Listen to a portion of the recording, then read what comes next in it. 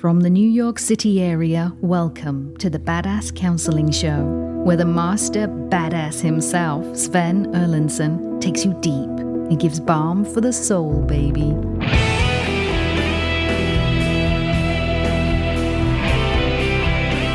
Well, how about that? Oh, wow. We found you. We've been looking so hard for you, and we finally located you, and it's great to be up in your ear. Time to find some Q-tips. All right, clean this thing out. Here we go. All right, you have reached the Badass Counseling Show. It's great to have you here. My name is Sven Erlandson. I am the host of this show. I am welcoming you wherever you are, particularly if you guys still have snow on the ground this time of year. I don't know where you are that you would, probably up in the mountains, but I do not miss the snow. Rob, do you miss the snow? Not in the least, thank you. No, here we are, middle of April, and I don't miss the snow. That was a long-ass winter, man. Brutal. It's just like being back in Minnesota. It's like, no. So I don't miss that. But if you are still in snow, Godspeed. So I've got my fine cast with me. I've got Casey over in the booth, silent tonight. She opted to not speak, so she will not be on the show. She will simply be running behind the scenes. And I've got Rob the Rocket next to me. Rob, what say ye? I'm doing well. At my age, I'm happy to be anywhere, but I'm certainly Get out of here. You are so active. Yeah, you shouldn't really think about it, but I went to into an antique store today, and they wouldn't let me leave. You're a clever guy, Rob. You're a clever guy. I'm kidding. I feel very young. And the truth is, Rob works out. How many days a week do you work out, Rob? 2 times at the gym with a trainer, thank you. And he lifts good weight. I'm impressed. Good weight for me. Well, but it's good weight. I'm impressed. Truly. That's all right, man. All right. So, folks, we're going to do some work here. Rob, tell us about Poppy.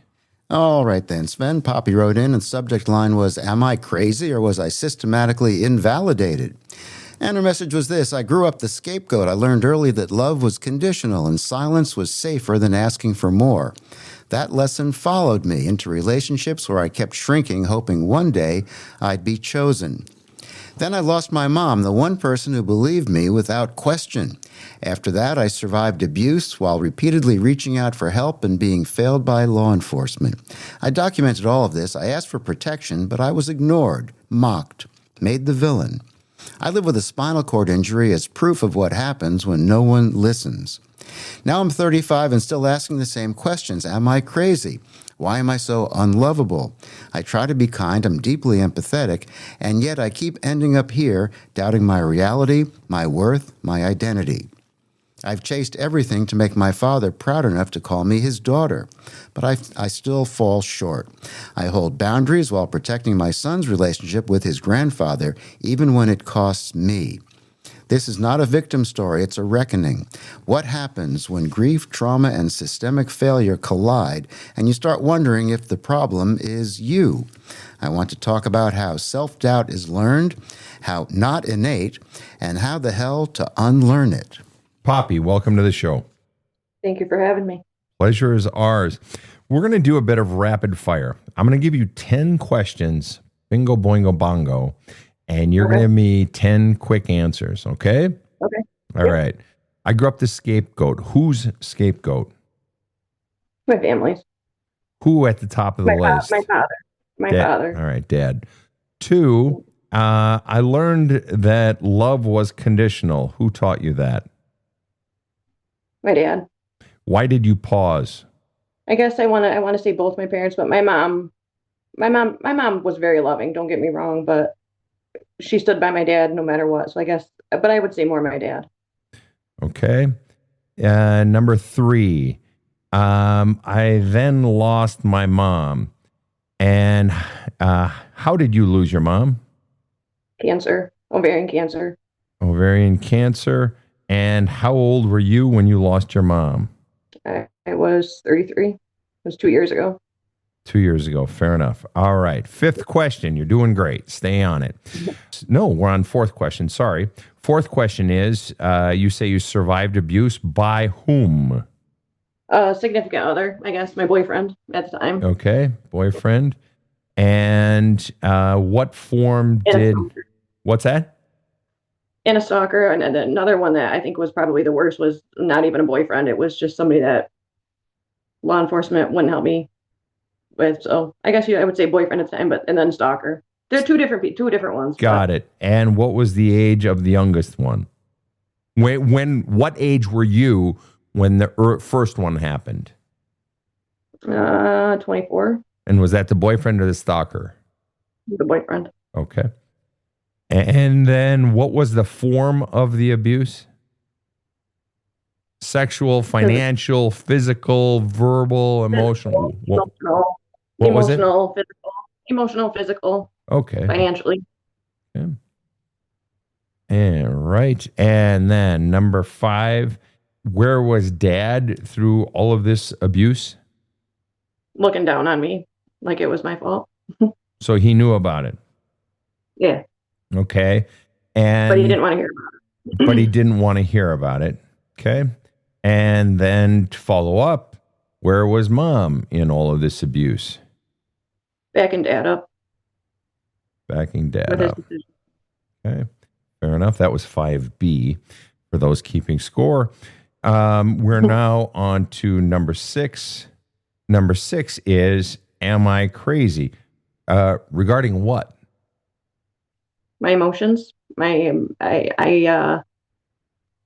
learned very early on. My high school sweetheart and I broke up, and I remember watching MTV that night, and Mom came out of the bedroom and she looked at me and she asked if I was depressed and really heartbroken over that. And I said, well, yeah. And she told me I was crazy and if I was depressed and I needed to get help because it was all in my head. And ever since then, I have questioned my emotions, my feelings, like whether are they real or am I just crazy? Got it. All right. You're doing great. We have now passed number 6. Okay. And number 7 was, you said, am I crazy? Number 7 was, why am I so unlovable? What makes you believe you are unlovable? I guess being my father's biggest disappointment, I guess. Feeling like I'm his biggest disappointment. I have chased validation. I have tried anything and everything to make him proud, doing things I know he would love. And I never got it. I never got that, hey, you're doing good. I'm proud of you. And then chasing, I guess, that familiar feeling in relationships. That's fair. With the abuse and all that. And That's fair. All right. Number 8. I said, I guess I chased what was familiar. That makes sense. And then actually, number 8 is protecting my son's relationship with his grandfather, your dad. You said, I hold boundaries while protecting my son's relationship with his grandfather.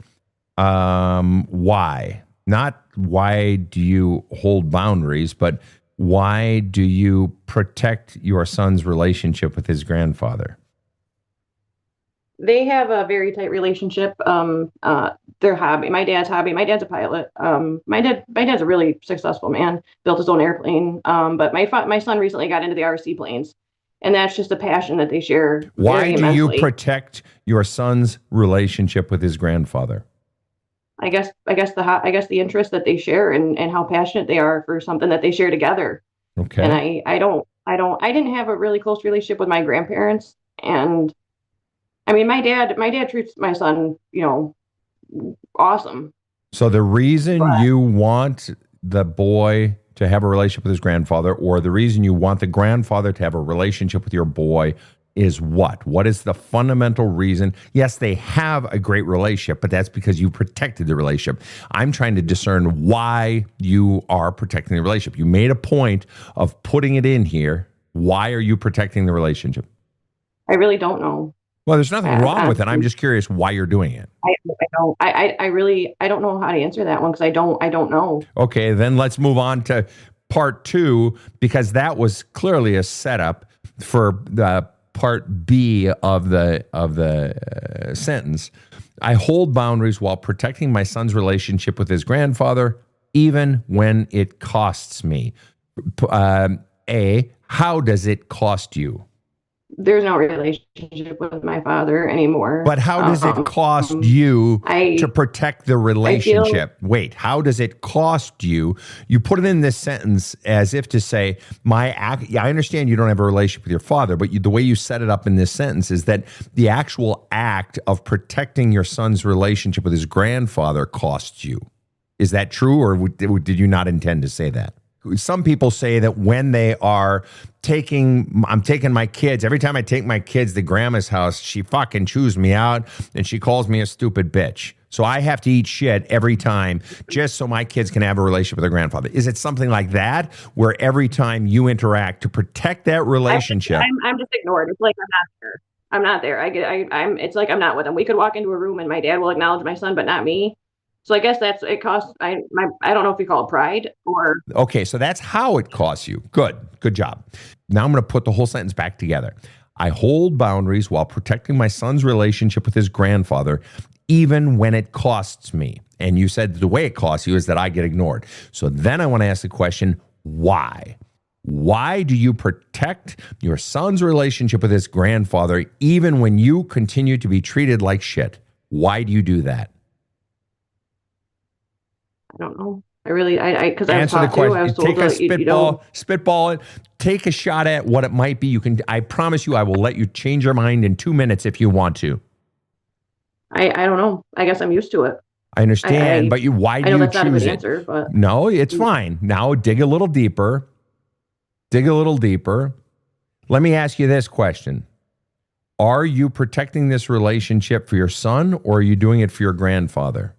I feel like I'm doing it more for my son because I know that there's no relationship with my dad, and they just share so much together that I guess I'm protecting it more for my son. I don't want him to feel shunned like I did.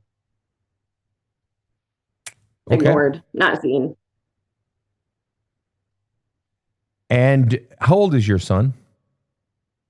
He'll be 13 in July. He's 12 right now. Yeah, would you consider him to be a perceptive boy? Yeah. He's very mature. He's very smart. We joke that he's got a little old soul. He's like a little old man at heart. He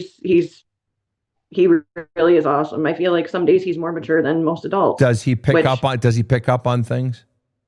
He does now. He is starting to, yes. I see. Do you think whether now or a year from now, he at some point is going to pick up on how his grandfather treats his mother? He is starting to now. And has the boy, how do you know, unless he's commented on it? He came home. He came home and told me. And what did he say? He said, we got talking. I don't know how we got on the subject, but he said, well, Papa said that you're smart when you really apply yourself, but you used to be. And I said, well, what do you mean? He goes, well, I told Papa that he raised a lion, not a sheep. And I was like, okay, it had to do with the whole law enforcement failure is what it had to do with. And he told my dad, I guess my dad made a comment and my son told him that, well, you raised a sheep or a lion, not a sheep, Papa. You should be proud. And my father, I guess he didn't say anything. And that's when my son said, why isn't Papa proud of you? Like, why can't he be proud of that? And what did you say? I don't know why he can't be proud of that, bud. But I was proud of my son for, he stood up for me, but I don't feel like it should be his position to stand up for me. No, it's not. But isn't it fascinating? Right. No, it's not at all. But listen to this, though. Why the fuck should he? You don't. You are conditioning your son that you aren't worth a shit. Mm-hmm. You're teaching him. He's just watching you. Yeah. And if he is perceptive, as you say, this old soul, as you say, then he sees that Grandpa ignores you. Mm-hmm. Well, he is seeing how to treat a woman. Mm-hmm. This man that is so influential in his life is showing him how to treat a woman. The single most important woman in your son's life is being mishandled by potentially one of the two most important men in your son's life. Absolutely. And you're okay with it. No, I never thought of it like that. But based on your actions, you are giving it the okie dokie. Okay, now moving forward, you go on to say, This isn't a victim story. It's a reckoning. We're on to question number 9 because that was 8A, B, and C. Number 9. What do you mean this is a reckoning? What do you mean? I hope it's an epiphany in my own life, because like you said, that's not fair to my son. And I realize a lot of things haven't been fair, and I've got a lot of things to work on, and I want this to be fair. I want to turn over a new leaf. Fair. Next, and final question before I ask more questions. You said what happens when grief, trauma, and systemic failure collide, and you start wondering if the problem is you. Specifically, how do you think the problem is you? I've always been told I'm the common denominator. And I just feel like I can't get any headway. I know nobody. I just want somebody to hear me, listen to hear, not listen to have an opinion, I guess, if that makes sense. Fair enough. That makes sense. All right. Well, I've listened to hear. If you were to speculate based on having lived the life that you've had, if you were to not even speculate, but just sort of play with it, what percent of the pain caused by your parents in your lifetime, because your mom died just 3 years ago, so she's basically been alive your whole life. When I was initially reading this, you put it so close to the very beginning. You said, then I lost my mom. So I'm thinking like, shit, you were like 12 or something. No, you were 33. That was just 2 years ago. So you've had your mom your whole life. Okay. So what percent of the pain in your lifetime that came from your parents, either at the beginning, in the middle, or the pain you've carried with you, what percent was from mom and what percent was from dad? And you can't say 50-50. No, it wasn't 50-50. I would have to say probably more of like an 80-20, to be honest with you. Ooh. 80% dad. Really? Huh. Mm-hmm. Well, you wanted a reckoning, an epiphany. You wanted someone to listen and not just have an opinion. So I'm going to tell you what I heard, okay? And I want you to correct me because I could have made a big, fat-ass mistake, okay? I grew up the scapegoat. I said, whose? You said the entire family. I said, but who most? You said dad. Then I asked you, right on the heels of that question, I asked you, you said, I learned that love was conditional. Now, you had just gotten done saying that dad made you the scapegoat. Yes, the family, but I asked you to narrow it down. You had just said dad. So dad had just come out of your mouth. Your mind was on dad. And then I asked you the question, I learned that love was conditional. I said, who taught you that? And you had to pause. Now, I had just forced you to narrow down to dad. It would have been very easy if dad was the primary and, biggest criminal. It would have been so easy to just say dad. For each of these questions, dad. But you didn't. You paused. And I said, and you said dad. But I said, but why did you pause? Because it should have just been, oh yeah, that was dad too. I was a scapegoat. He taught me love was conditional. Dad. No. And at 80%, if dad caused 80% of the pain, that would seem to be the obvious answer. Mm-hmm. You paused. And I said, why? And you said, well, because of mom too. And I said, what? And you said she stood by dad no matter what. Mm-hmm. Another. Wait a minute. Whoa, Tiger, don't be too quick to jump on there and say, which I admire her for, because I'm going to slam her in about 2 seconds. Mm-hmm. Another word for no matter what, there's a word for that.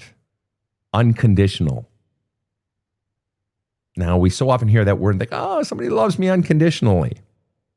But in this case, she's defending dad unconditionally. Mm-hmm. Backing him, no matter what comes out of his fat fucking pie hole, unconditionally. And guess what? You used that phrase again.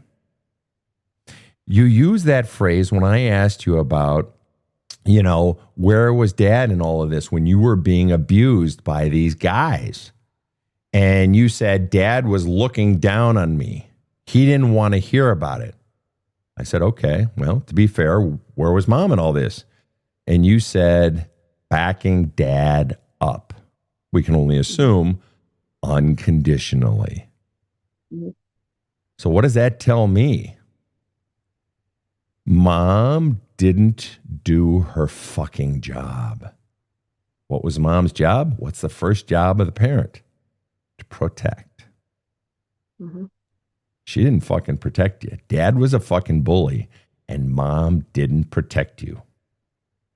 I'm not disputing that dad did a fuck ton of pain on you, but I think you have a gaping blind spot. I don't doubt that you love your mom. That's loud and clear. And I don't doubt that you are grieving the death of your mom. I don't doubt that for 2 fucking seconds. To be 33 and lose your mom is kind of young. How old was she when she died? She had just turned 60. Yeah. That means, you're the age of my son. It'd be like me dying right now. Right. She'd just be a year older than me, basically. Right. But you got a gaping blind spot. She didn't fucking defend you. You know what her job was? Her job was to shut your dad the fuck down. Her job was not... What? She wouldn't dare. That's the point. That's the point. Her job, if dad is looking down on you when you're 24, it means dad had been looking down on you your whole miserable fucking life. And mom, if dad's looking down on you, right? And mom is over here backing dad up. All right? Dad's over here and mom's backing dad up. That means mom is behind dad. Mm-hmm. Right? No matter what, I'm behind dad. Well, it's safe behind dad. Yeah. Where she was supposed to be was in front of dad, in front of you. She shouldn't have had to be. She shouldn't have to defend a child to her own fucking spouse. Nobody should have to, but it's your fucking job. If it's a choice between your spouse and your child, well, let me ask you. If you had to pick who to defend between your spouse and your child, if you're married, maybe you are, maybe you aren't, but if you had to pick, who do you defend? My child every time. Well, why would you do that? Your mom didn't do that. Why would you do that? Because I just couldn't. So then you're saying by your actions, you are saying your mother was wrong. You are literally doing the opposite of what your mother did. And by doing the opposite, you are saying mom was fucked in the head. Am I correct? Because if mom was right, you would be doing precisely what mom did. Yes or no? If I'm wrong, tell me I'm fucking wrong. You're absolutely right. Absolutely right. Mom said, fuck you, little girl. I love you, but I don't love you enough to protect you. I'm going to protect myself at the expense of you. Mm-hmm. And you wonder where you got the belief that you don't fucking matter? It wasn't just dad. Dad was a fuckstick. I'm not disputing that. Dad still is a fuckstick. He ignores you? What a douche. Yeah, my son and I could walk into a room and he says hi to him and he never acknowledges me. I've never heard my dad tell me he's loved me. And I'll be very honest with you. I mean, if in all honesty, I'd cut that shit off in 2 seconds. You want to know why? And what I would say is listen, son, sorry to do this to you, but I'm not going to let you grow up believing that this is how women deserve to be treated. You're not having any.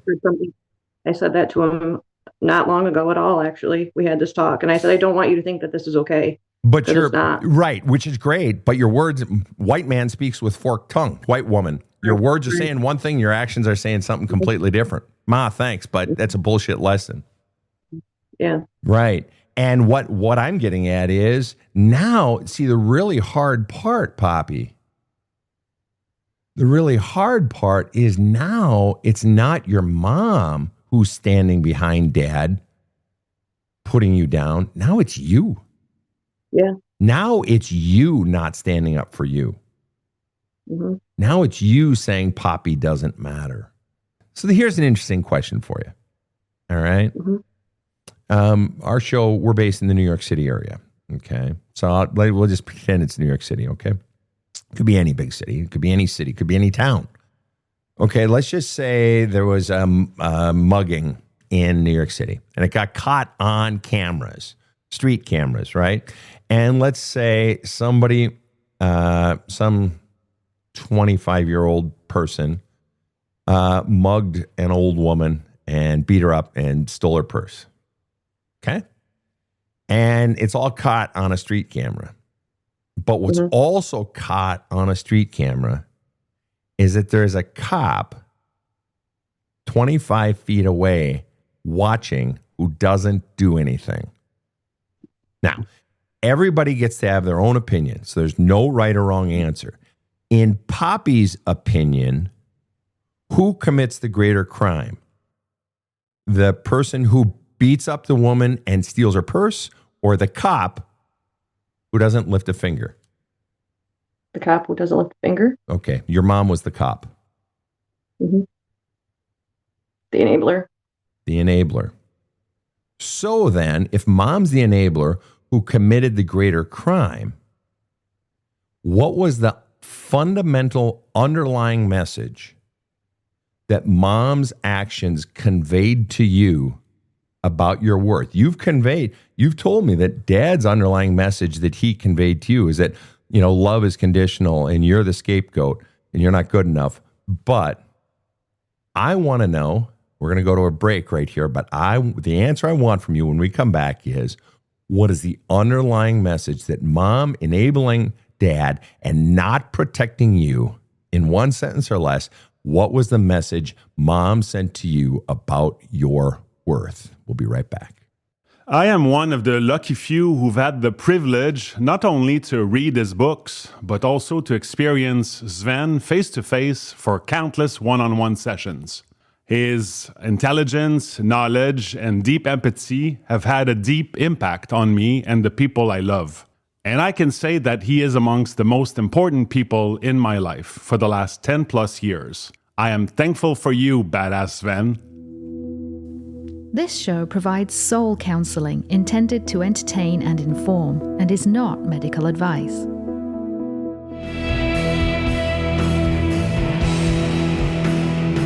Now, back to the badass. All right, Poppy, I stalled as long as I could.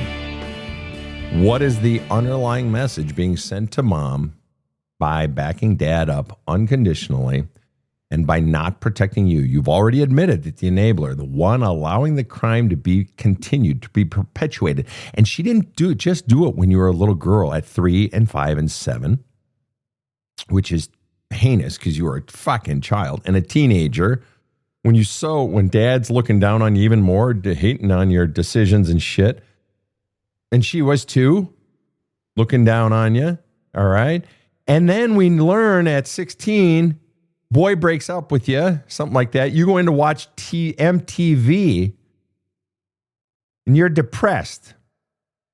Now, every single person who listens to our show, every single person who's ever been in love before, everybody who's ever been in love before and has gotten broken up with, I'm sorry, you've been sad. Every single one of us. That is fucking normal. That is as normal as the sun rising in the east. That is as normal as eating worms when you're a kid. Okay, that's not normal. That was just my sister. But that is normal. You go in, you're watching MTV, you just want to rock out to some music, also normal. Listen to music. Mom comes in and says, "You're depressed. You're crazy. It's all in your head." What's fascinating about that scenario, Poppy, is dad's not there. Mm-hmm. Boom. Yeah. She's not standing behind dad. She's being a fucking twat all by herself. Mm-hmm. What that shows is this isn't just mom's not protecting you. Now the cop has come out of the car and is just randomly beating the fuck out of the old woman all by himself. Mm-hmm. So now if she's doing that at 16, and that's just hurtful. I mean, what the fuck is that? If she's doing that when you're 16, my inclination is to think she's probably been hurtful before you were 16, apart from dad. And I would want to, if we had more time, I would want to explore whether you have other memories of mom being a fuckhead without dad's fucking, without just being dad's cheerleader, but being a fuckhead all on her own. Because here she is at 16. Yeah. It seems weird that she would just be Miss fucking Kumbaya fucking Namaste princess for 16 years, and then totally out of the blue, she just fucking hits you fucking, with this lightning bolt because you lost a boyfriend. Who the fuck does that? No. This is part of a pattern. Would I be in the ballpark here? Yeah. Oh yeah, you're protecting you are fucking protecting your mom. Your memory pattern, you are protecting your mom. You're fucking protecting her. You are protecting the memory of your mom. You don't want to admit how bad she was. So back to the question. What was the underlying message being conveyed to you in your fucking lifetime by your mom in one sentence or less? I didn't have worth. That you didn't have worth. I didn't have any worth. I'm not worth it. No worth. All right. That's the message mom sent to you. So now I want to go back to my other question. What percent of the pain in your lifetime conveyed to you by mom and dad? What percent was conveyed by mom? What percent is from mom? And what percent is from dad? I'd have to say 60% my mom, 40% my dad. Whoa. Wow. And that's a big change from what I said earlier. Huge change. I know.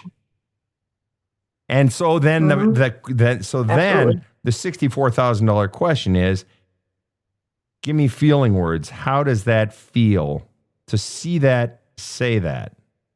Freeing. I guess. I don't know. I feel like there's a big weight off my chest. There's a big what? A big weight off my shoulders for that. Big weight I don't off know why. A big weight off your shoulders. There's a big weight that was just taken off my shoulders. I don't know why. Well, let me ask you this question. Why? I don't know why off my shoulders. Okay, let me ask you. Why was there a big weight off your shoulders? I guess because I felt like because she's gone, I had to keep her memory as in a good one. I didn't want to face that. I didn't want to face that reality.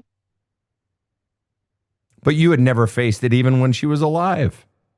And I wouldn't. Why? What were you afraid of even while she was alive in facing that, or even maybe didn't even realize it was there? Why? Even when she was alive? They owned a small business in town. They were very well known. So I felt that if I said something, if they were bad, then I got told I was a piece of shit because they were good people. So the whole system and the culture that you lived in, and even the culture in your own home growing up, was designed to protect them and to keep you silent. Yep. Absolutely. The first word that you said, when I asked you how it felt, the first word you said is freeing. What's the most freeing part? Why do you think it's freeing? I guess more acceptance than freeing. Maybe it's the acceptance that is freeing. And I didn't want to accept that. I didn't even really think about it that way and how you put it. Or let me ask you this. How do you think that changes your perspective of your dad to see your mom as the 60% of the pain source in your life? I'm not saying it lets dad off the hook. Dad was still a fuckstick. I'm not disputing that. I'm just curious how it changes. Maybe it doesn't. But how does that change your perspective of your dad? I guess it kind of makes me look at it like how could you do that? How could you make your wife choose? I guess how could you allow it? I guess allowing each other. I don't know how to put it. Yeah, I love it. That's great. Each other. How could you guys do this shit to me? I was a child. And you actually now, as a 35-year-old woman, you have a responsibility to that child to stand up for her. And every time that you allow yourself to be ignored by your father, you are telling that little 7-year-old and that little 16-year-old girl, you ain't worth a shit. Mm-hmm. Now it's you. Now it's you. Mm-hmm.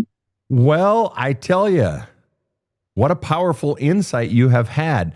What questions do you have for me here, Poppy? I right now I'm kind of speechless, to be honest with you. I like speechless. I like mean, freeing. That dug deep, and I like that. I like you. I like that you went there. And it's really interesting. It's really a testament to how we have these blind spots and we protect people. And let me ask you one last question. In what way do you think you were protecting yourself by protecting mom? By not looking at the truth of mom. How did that sort of protect you?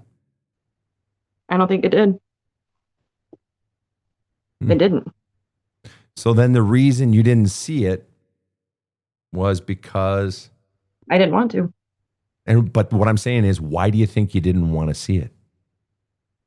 Because it hurt. Because it hurt.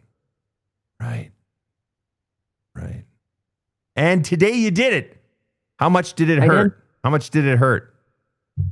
I mean, I'm still trying to swallow that lump in my throat, but yeah. I'm going to be all right. Well, yeah. And do your journaling here, Poppy. Do your journaling. Write mom some letters. And if you're really smart, you'll write her some hate letters and love letters all in one. I love you, Mom. Right. I do. But you let me down. I fucking hate you for it.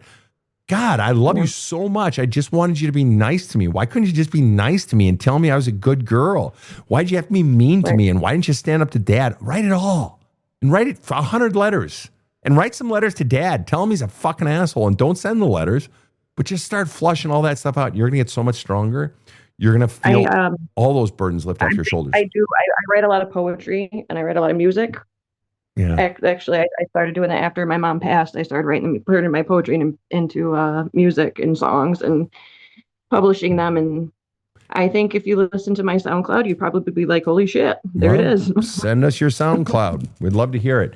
And send that into the show. We'll listen to your SoundCloud. But okay. What I want you to actually do is actually write a letter to your mom. Okay. I want you to, or more than one, I want you to write an actual letter or two to your dad. Don't send them. But actually write a letter and tell him everything you want to say. Fuck you, old man, you for ignoring me. Who the fuck are you? You're a bully. You're such a dick. You're so full of yourself. Oh, and you try to be buddy with my son? Fuck you. You're teaching him what a woman is? Fuck you. I'm not going to allow this shit anymore and blah, blah, blah. Just say all the shit. You don't have to act on any of it. Just say everything you want to say to him and letters to your mom. And I was afraid of you, Mom, and blah, blah, blah. And you were mean to me and blah, blah, blah. Just write everything out, and the love and the hate and the frustration and the anger and all of it. Okay? Will you do that? All right. Okay. All right. You keep in touch with the show. You were awesome. This was great. Touchdown. This was good. Touchdown for the home team. Good job, Poppy. I'm proud of you. Thank you. All right. You. And to all of our listeners tuning in, Rob, before I get to that, Rob, thoughts on the show? Textbook example of the truth will set you free. Interesting. She talked about freeing. Yeah. Also, yet another example of someone saying, you know what, the protector failed me. It wasn't the offender. Yeah. So interesting. It never changes. It never does. Although, again, we don't want to let Dad off the hook. Dad was and still is a total fucking douche. What a dick. Who the fuck does that to their own child, their own daughter, but their own child? It's just so wrong. And then being all fucking namaste with his grandson. It's like, fuck you, old man. Oh, you're so great. And he gets to project the image. Oh, I'm this wonderful grandfather to everyone in town. And I'm Mr. fucking fly a fucking remote control plane. Fuck you, dickhead. Be nice to your daughter, ass face. That's what I fucking say. But what do I know? All right. So on behalf of everyone on my team, I want to say a special thank you to Poppy. What a great guest. She did the rapid fire questions. She nailed it, stuck the fucking landing. And on behalf of our listeners, I want to thank Poppy as well. And thanks to everyone listening. And to all the questions you send in, we're going to do a lightning round here shortly. All right. Have a kick-ass day. The Badass Counseling Show is strictly copyrighted. No copies may be made without the express written consent of the Badass Counseling Show, LLC. The Badass Counseling Show is produced by Karen Camparelli and Robert H. Friedman. Executive producer Sven Erlandson. Original music by two-time Emmy Award-winning composer Trevor Morris. Have a kick-ass day.